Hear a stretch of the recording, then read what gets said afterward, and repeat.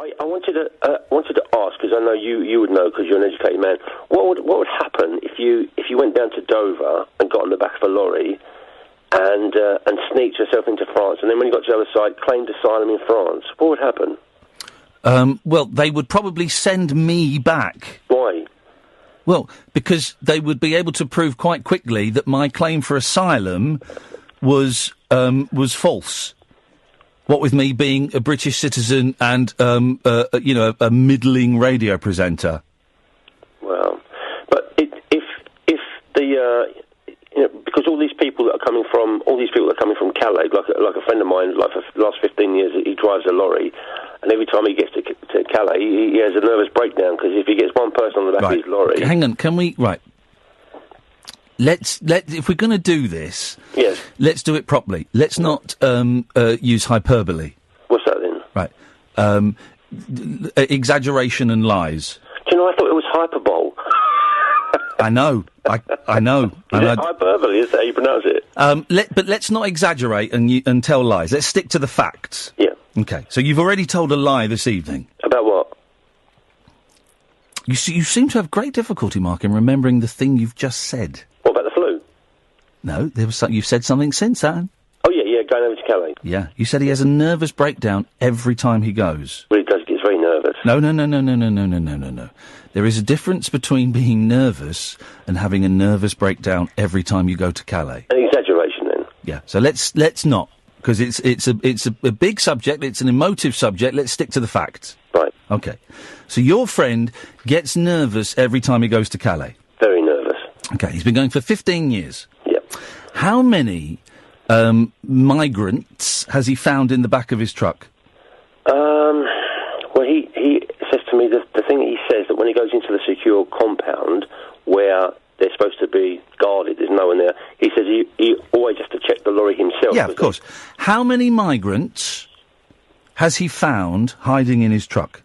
I think over the years, quite a few. How many? Well, he says quite a few, so I don't know what that is. So you never said, oh, how many is that? You never questioned the quite a few?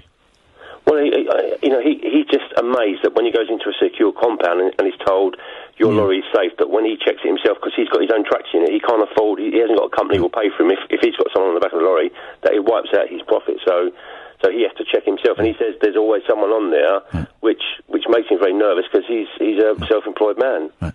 And how many profits has he lost?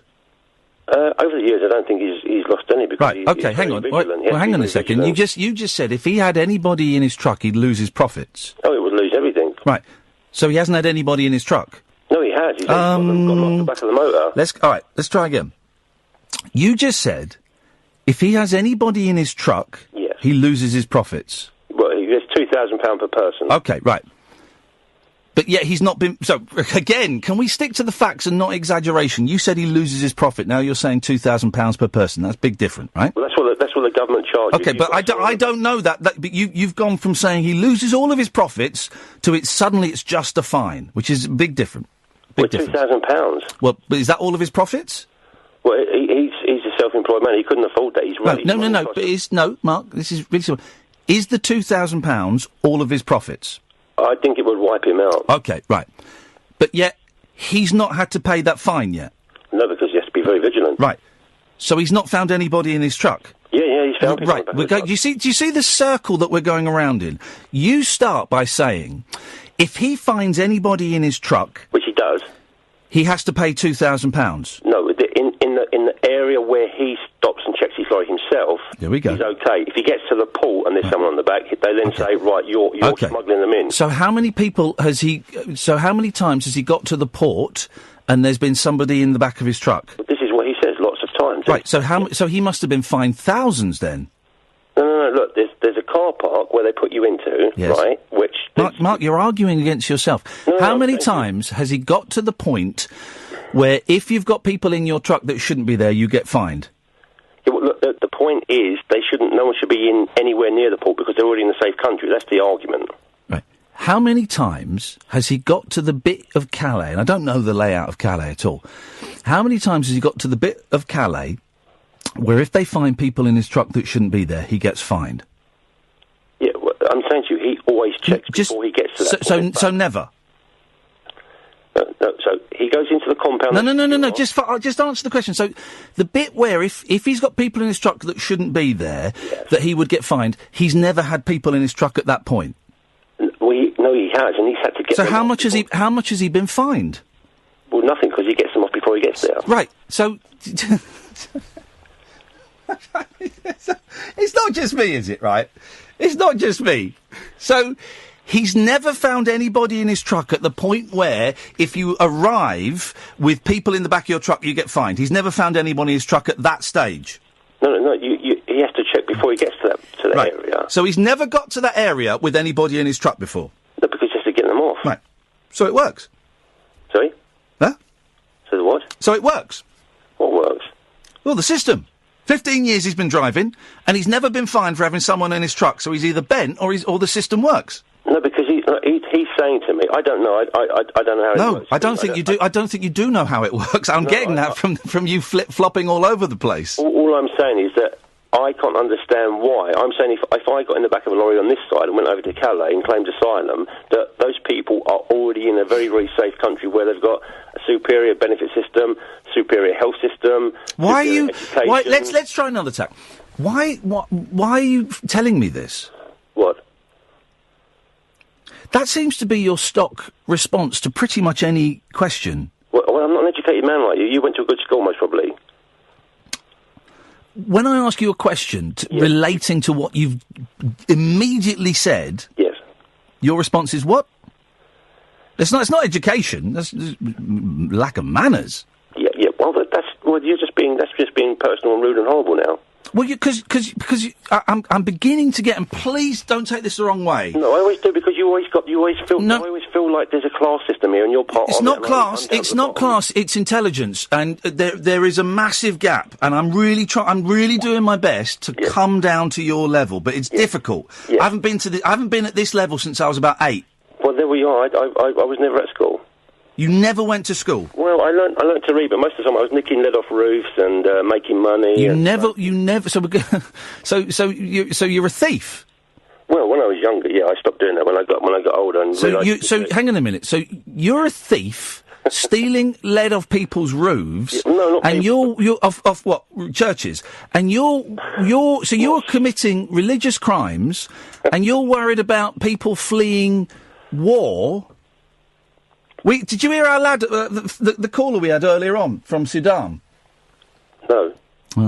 His whole family were wiped out, and he had to stow away on a boat to get here at the age of, I think it was 14, 15. Why would you have to... There's no wars in Calais. His whole family were killed, right? And he was a child. He was 14 years old. Yeah. And he had to stow away on a boat to get here. To get here? What, he came straight on a boat to England? And not through Calais? And you'd want him... He rocks up, right? You'd want to send him back, yeah? I wouldn't want to do that, no. I'm talking about someone checking the back of a lorry. I don't want to send anyone back. Oh, so if they come on boats, it's okay, but lorries, it's not okay? No, we're not talking about sending anyone back. I'm talking about someone that's... You are. You are talking about sending people back. That's exactly what you're talking about. No. Yes, it is, Mark. I'm afraid it is. And trust me, it's the intelligence thing. I know what you're talking about better than you do, because you are flip-flopping all over the place, buddy.